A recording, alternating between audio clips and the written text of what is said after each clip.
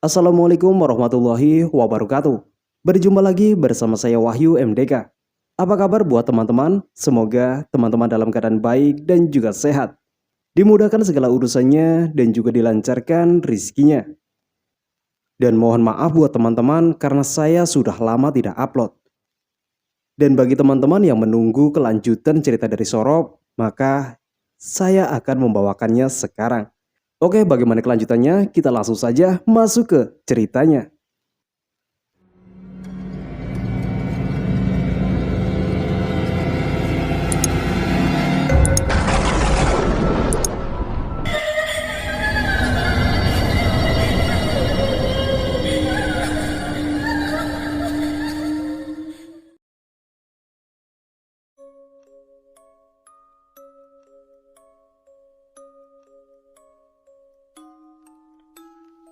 Setelah dirasa Pak D sudah menyampaikan semuanya, sosok yang ada di hadapan Hanif dan Isti terduduk bertekuk lutut di lantai sambil menarik-narik rambutnya sembari mencoba berdiri. Apa yang ia lakukan persis seperti kebiasaan Pak D dulu saat dalam kondisi cemas. Ia meninggalkan kamar, berjalan menuju tempatnya biasa untuk menghabiskan waktu sendirian. Kamar yang dilarang. Hanif dan Isti gemetar tak bisa tidur. Bahkan saat pagi datang menjelang. Pagi-pagi buta, Hanif menuju rumah Pak Haji, menyampaikan apa yang ia lihat. Sesuatu yang membuat lelaki tua itu sedikit tak percaya. Bersama dengan warga yang dikumpulkan, semua bergerak menuju makam desa. Membongkar makam itu saat matahari belum muncul. Tepat saat kayu-kayu di dalam makam disingkirkan, Pak Haji dan Hanif bisa melihat Pak D di dalam sana. Tubuhnya membiru dengan kain kafan yang masih terpasang. Setelah kejadian itu, Hanif merasa bahwa ia tak sekalipun berbohong. Sosok yang ia lihat datang dan saat ini sedang menetap di dalam kamar adalah beliau yang sekarang terbujur kaku di dalam tanah itu. Pak Haji hanya sesekali menepuk bahu Hanif. Ia meminta perempuan ini lebih bersabar. Hanif pun akhirnya melangkah pulang. Tak dilihatnya Isti dimanapun di dalam rumah ini. Saat Hanif berjalan melewati pintu kamar Pak D, ia mendengar sosok itu sedang bersenandung seperti dulu saat ia masih hidup. Pak D gemar bersenandung di depan burung-burung peliharaannya. Hanif memilih untuk menjauhi kamar kosong itu. Hal ini terus terjadi setiap malam hari. Ia akan mendengar atau melihat Pak D lalu lalang keluar masuk kamar miliknya. Meski sudah dikunci atau dijaring dengan gembok, sosok ini juga membuat Isti tak betah ada di rumah. Ia sudah meminta tolong sanak saudara, namun mereka seperti tak ingin terlibat. Meski ditutupi dengan kalimat bahwa Hanif dan Isti sedang banyak pikiran, saudara saja tak mau membantu. Apalagi tetangga rumah. Setiap azan berkumandang, semua pintu rumah tiba-tiba saja tertutup rapat. Seolah-olah menjadi rahasia umum bahwa rumah Hanif sedang didayohi oleh sosok tamu yang tak mau mati. Kini dua kakak beradik itu perlahan-lahan mulai menerima takdirnya. Saat sore menjelang, gelap mulai menampakkan, diikuti hujan angin. Hanif baru saja sampai rumah selepas kerja ikut saudara. Namun ada yang aneh pada rumahnya. Sore ini lampu belum juga dinyalakan. Perlahan-lahan dengan pertanyaan di dalam benak, Hanif melangkah masuk seorang diri. Saat itu Hanif mendapati surat di atas meja bahwa Isti tak akan pulang malam ini. Ia akan menginap di rumah teman. Hanif pun langsung menutup pintu rumah, berjalan menuju lorong rumah. Matanya menatap sekilas kamar kosong itu sebelum bergegas menuju ke dapur. Saat di dapur, ia teringat dengan sosok Bude. Ia pernah dipukuli, dijambak, sampai dirajam dengan butir beras di tempat ini. Lalu apa hubungannya? Apa hubungannya dengan semua ini? Bude seringkali puasa. Ia tak pernah menyentuh nasi yang ada di meja makan saat mereka dulu terpaksa tinggal bersama. Begitupun juga dengan Pak D. Setiap tangannya menyentuh makanan yang tersaji wajah Bude akan menunjukkan raut marah yang membuat lelaki itu menciut sebelum kembali ke kamarnya. Hanif melangkahkan kakinya masuk ke dalam kamar orang tuanya dulu. Ia menyibak kain-kain yang tersemat di lemari-lemari tua, berharap bisa menemukan sesuatu yang bisa mencerahkannya. Ia pindahkan benda-benda usang itu, membongkar satu persatu perabotan berdebu. Ia ingat pernah mendengar bahwa Pak D telat menikah. Ia menikah saat usianya sudah menginjak 59 tahun. Ia bertemu dengan Bude saat sedang mengantar barang ekspedisi. Bila dipikir-pikir lagi, tak ada yang tahu siapa sebenarnya Bude. Saat mengubrak-abrik satu persatu barang peninggalan orang tuanya, Hanif mendengar langkah kaki di belakangnya. Lewat sekelebat saja. Hanif menghentikan sejenak aktivitasnya, memandang ke sekeliling. Lalu kembali pada sisi lain lemari. Bayangan-bayangan itu seperti sengaja lewat lagi. Rumah ini sejak awal memang ganjil. Tiba-tiba Hanif mengingat kata-kata itu. Tak seharusnya sebuah rumah dibangun dengan satu lorong dapur ke ruang tamu dalam posisi lurus. Lalu kecintaan Bude dengan rumah ini juga terasa ganjil. Ditambah hubungan dengan orang tuanya. Saat itu Hanif menyadarinya. Ia tahu bahwa semua ini memiliki hubungan dengan kalimat yang nyaris ia lupakan saat masih kecil dulu. Poso sorop. Bude melakukan poso sorop di rumah ini untuk seluruh keluarga Hanif. Tepat setelah menyadari itu, di belakang Hanif ia melihat wanita tua yang selama ini menempati ruang dapur. Ia mengangguk sembari menyeringai. Ia melangkah pergi meninggalkan Hanif seorang diri. Hanif berdiri dari tempatnya lalu meninggalkan rumah ini. Ia harus menemui Bule. Hujan turun kian deras dan Hanif menyadari bahwa ia tak bisa menemui Bule malam ini. Sontak ia berjalan menuju ke kamarnya. Saat itulah ia melihat kamar kosong itu dalam kondisi pintu terbuka.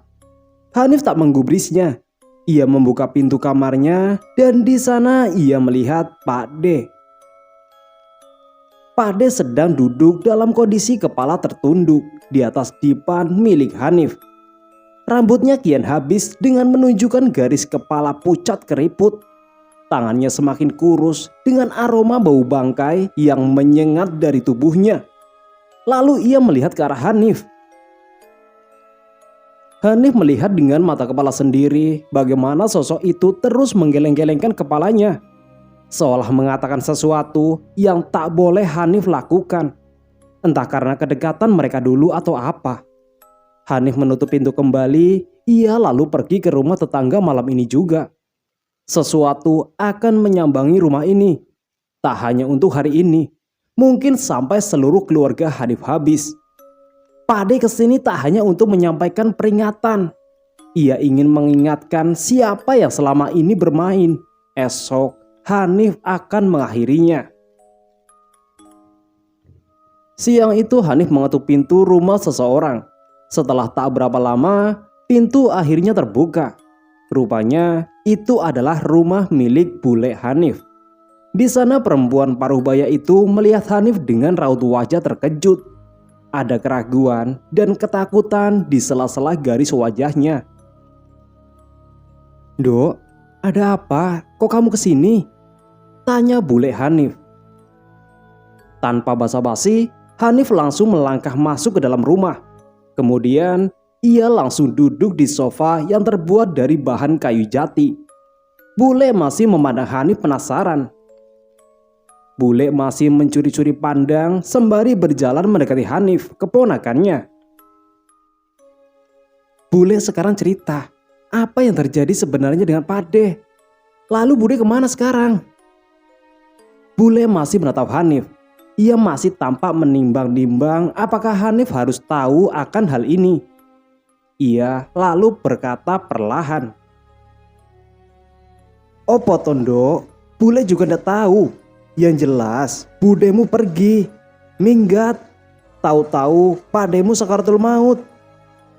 Hanif masih tidak puas dengan jawaban bule. Kalau begitu, sekarang kasih tahu Hanif bule, siapa sebenarnya bude itu?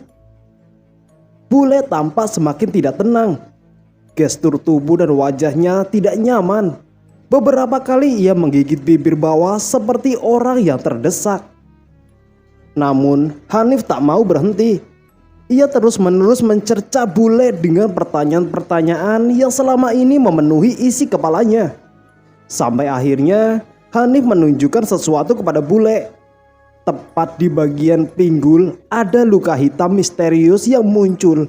Bule tak bisa berkata apa-apa. Bapak dan ibu sudah lama meninggal. Keluarga kita juga hancur sehancur-hancurnya. Lalu Hanif terdiam sejenak.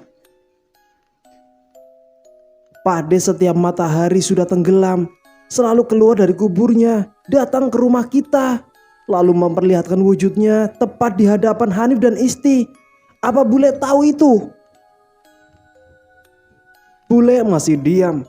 Ia terus menundukkan kepalanya. Terjadi jeda di antara mereka. Ruangan itu mendadak sunyi sampai akhirnya bule berdiri lalu meninggalkan Hanif seorang diri masuk ke dalam kamar miliknya. Tak berapa lama, ia kembali dengan membawa selembar kertas yang dilipat. Bule memberikan kertas itu kepada Hanif. Bule menggenggamkan kertas itu tepat di kepalan tangan Hanif sambil berujar lirih. Bapak ibumu dan pak demu punya dosa yang sangat besar kepada budemu. Bule sendiri tidak begitu tahu ceritanya. Carilah jawabannya sendiri. Kalau ketemu, semua ini mungkin akan selesai. Sudah ya nak, bule cuma bisa ngomong segini. Berangkatlah ke sana, biar kamu tahu semuanya. Biar kamu tahu siapa budemu yang sebenarnya. Tanpa membuang-buang waktu lagi, siang itu juga Hanif berangkat dengan bus antar kota.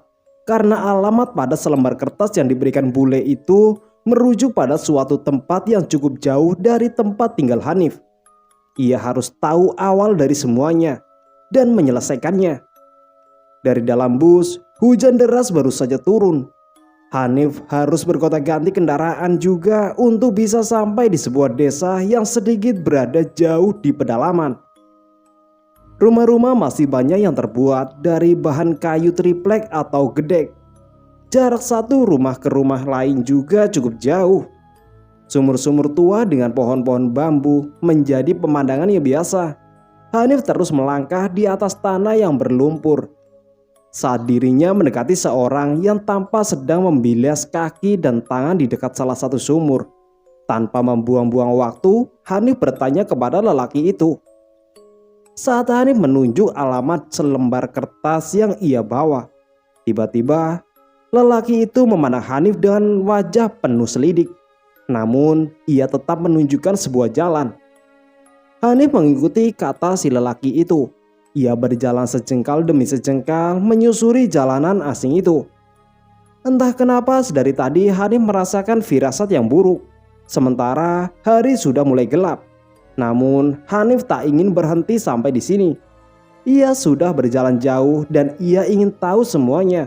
Semua tentang apa yang terjadi dengan keluarganya. Setelah mengikuti kata si lelaki, akhirnya Hanif menemukan apa yang ia cari. Alamat dari isi di dalam kertas itu. Rupanya adalah sebuah rumah besar dengan bangunan khas peninggalan Belanda. Halamannya sangat luas, terlindung dari pagar besi yang sedikit berkarat.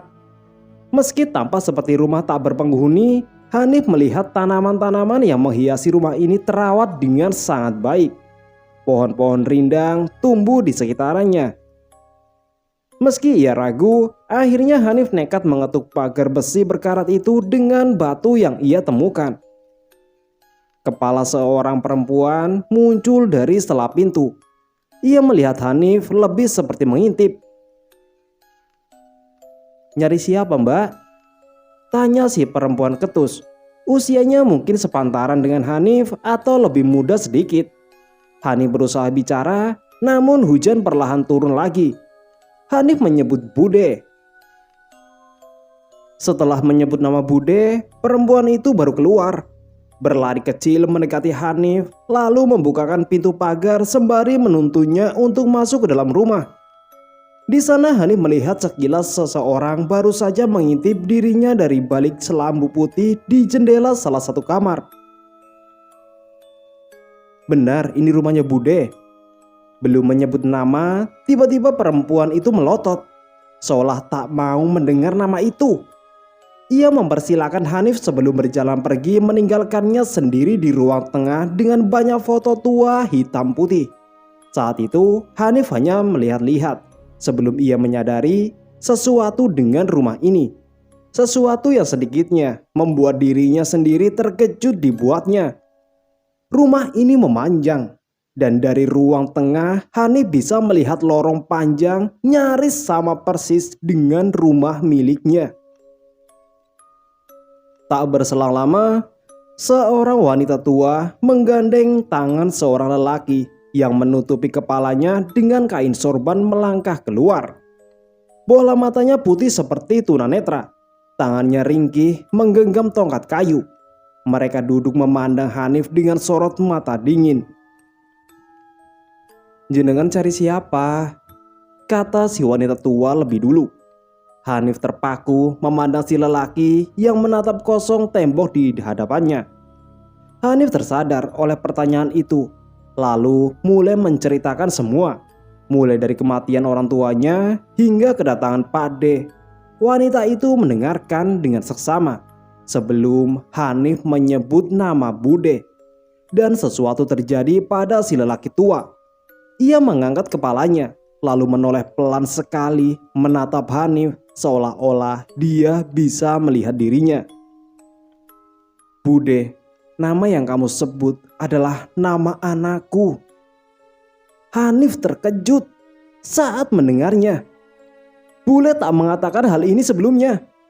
Ia hanya menyuruh Hanif datang ke tempat ini dan mencari tahu siapa Bude itu. Di sini ia akan menemukan jawaban yang ia cari. Namun Hanif masih terlihat bingung. Sebenarnya untuk apa ia di sini? Wanita tua itu meminta Hanif menceritakan kembali semuanya. Hanif tidak tahu lagi apa yang harus ia katakan. Sampai akhirnya Hanif teringat sesuatu. Sorop. Dan Hanif bisa melihat tangan si lelaki tua gemetar hebat menggenggam tongkatnya. Si wanita tua itu berusaha menenangkannya. Lelaki tua yang sebelumnya dibantu oleh tongkat untuk berjalan, tiba-tiba bisa berdiri seperti orang normal. Sementara istrinya terus menenangkan dirinya. "Sabar Pak, sabar. Ikut aku Nduk," kata si lelaki tua. Suaranya lebih dingin dari sebelumnya. Hanif merinding melihatnya. Dari balik tirai, perempuan yang membukakan pagar tengah mengintip. Wajahnya terlihat cemas. Entah apa yang terjadi sebenarnya di sini. Hanif tak bisa menafsirkan keadaan di dalam rumah ini, apalagi di luar. Sebentar lagi Sorop akan tiba. Badan tiba-tiba gemetar. Angin dingin merasuk ke dalam sukma paling dalam. Saat Hanif berjalan mengikuti dua sosok manusia asing yang baru dia kenal, sedang berjalan perlahan-lahan masuk semakin jauh ke dalam lorong rumah tua itu. Suasananya lembab, tercium aroma tak menyenangkan. Semakin ke dalam, rumah itu terasa semakin lembab dan seperti rumah Hanif. Rumah itu benar-benar memanjang dengan ubin semen dan pintu-pintu kamar yang berwarna gelap. Beberapa sudut digenangi oleh air yang seolah-olah dibiarkan begitu saja. Hanif ragu. Ia ingin bertanya kemana dia akan dibawa. Namun bibirnya keluh. Hanya bisa mengekor sembari mendengar gema suara langkah kaki mereka saat sedang berjalan pelan-pelan. Dari jendela-jendela di kanan kiri kamar, Hanif seperti melihat sosok yang ia kenal, terasa familiar. Bayangan itu semakin banyak, mulai dari sosok jangkung berdiri di samping jendela, melotot melihat Hanif yang membuang wajah. Ia menunduk, dingin sekali. Gak usah dipaksa melihat, nak.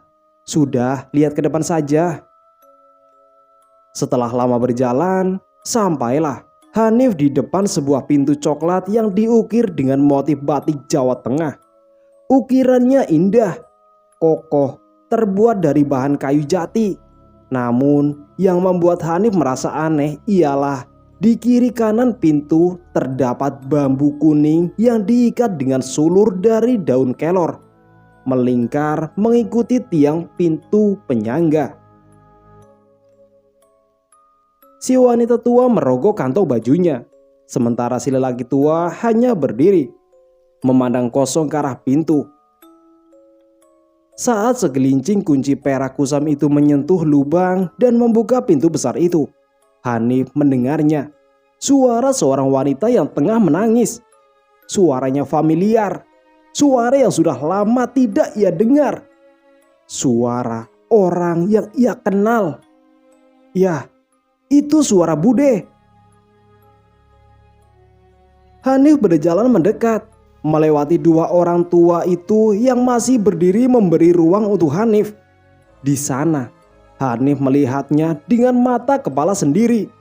Bude tengah duduk di atas ubin dengan kaki dipasung, sementara dua tangannya terentang diikat oleh seutas tali tampar. Banyak pertanyaan muncul di dalam kepalanya. Apa yang terjadi? Dan kenapa Bude seperti ini? Suara tangisan Bude terdengar menggema di dalam ruangan yang tak terlalu besar ini. Tak ada cahaya di sini, hanya bau pesing lembab yang bisa Hanif cium di dalam lingkup ruang yang sempit ini. Bude menunduk, terus-menerus menangis. Saat itu, entah kenapa Hanif merasa iba melihatnya. Sebelum tiba-tiba wanita tua itu menarik Hanif keluar dari kamar. Dan ketika Hanif melihat Bude lagi, ia melihat wanita yang menangis itu tersenyum menyeringai dengan gigi penuh darah sendiri. Saat itu, lelaki tua itu berjalan masuk. Ia menunduk sebelum menghantamkan tongkat yang ia bawa tepat di tengkorak Bude. Hanif termangu, mematung diam, sementara wanita tua yang memeganginya memalingkan muka. Suara gemertak saat tongkat menghantam terdengar. Anehnya, Bude malah tertawa. Tidak cukup mempersulit keluargamu sendiri. Sekarang, keluarga orang kau seret masuk juga. Sampai kapan Bapak harus menyadarkan kamu, nak? Yang sudah meninggal tidak akan bisa pulang lagi. Bapak gak akan mati sebelum kamu sadar sendiri, nak. Hanif hanya diam. Ia tidak tahu apa yang baru saja terjadi. Semua begitu cepat. Suara tongkat jatuh dan tangisan dari si lelaki tua yang menutupi wajahnya membuat Hanif seperti orang bodoh. Ia tidak mengerti sama sekali. Singkat cerita, malam sudah tiba. Hanif duduk di atas kursi di ruang tengah. Di hadapannya orang tua Bude tengah diam melihat Hanif dengan rasa iba. Ia lalu mengatakan semuanya. Siapa Budenya saat ini dan alasan kenapa semua ini terjadi. Sebelum kenal sama Pak Demu, sebenarnya Bude sudah pernah memiliki suami. Tapi sayangnya nasibnya sangat jelek. Baru menikah setahun, suaminya sudah tidak ada. Tapi sebelum itu, sebenarnya Budemu masih mengharapkan suaminya yang dulu. Karena itu, dia menjalani puasa sorop tanpa sepengetahuan kami. Puasa ini sulit sekali. Dulu sering dilakukan zaman penjajahan untuk membuang kangen sama suami atau istri yang sudah meninggal lebih dulu. Tapi bila dilakukan terus-menerus, isi kepala manusia tidak sanggup menahannya. Bisa gila, hilang selama-lamanya. Hanif terdiam melihat lorong panjang rumah itu. Begitu gelap, begitu mengancam. Poso sorop? Tanya Hanif. Lelaki tua itu mengangguk. Poso sorop adalah puasa yang dijalani untuk tidak makan dan minum ketika sorop datang. Tanah kuburan itu yang jadi penganjal perutnya. Tapi budemu ketagihan. Mulai saat itu kejiwaannya terganggu. Bude mulai berjalan dari satu kuburan ke kuburan yang lain untuk memakan tanahnya. Itulah alasan kenapa setiap sorop datang, mereka kesini mengisi kamar-kamar kosong itu. Yang kamu lihat tadi adalah korin pemilik kuburan. Lalu lelaki tua itu sejenak melirik istrinya yang mengangguk seperti memberi izin untuk mengatakan semuanya. Dok, dulu Pak Demu malam-malam saat hujan deras datang ke sini. Pak Demu diantarkan sama orang tuamu gendong bayi, jabang bayi yang masih merah, lahir dari rahim anakku, Budemu sendiri. Tapi lelaki tua itu melihat istrinya kembali. Kepala bayi merah itu berwujud sapi. Jabang bayi itu sudah mati saat dilahirkan. Pak Demu minta tolong agar jasadnya dikubur di sini. Tapi di sini banyak korin Budemu. Bila dikubur di tempat lain akan menjadi ramai perbicaraan. Akhirnya mereka sepakat jasad itu dikubur di salah satu kamar di rumahmu. Budemu marah besar saat tahu apa yang dilakukan oleh ayahmu. Ia berkata kepada Pak Demu bahwa yang menghamili Budemu adalah jin yang datang ke rumahmu. Lelaki tua itu sejenak tersenyum. Gak ada yang tahu cerita aslinya seperti apa. Soalnya orang tuamu, Pak Demu, juga sudah pada meninggal.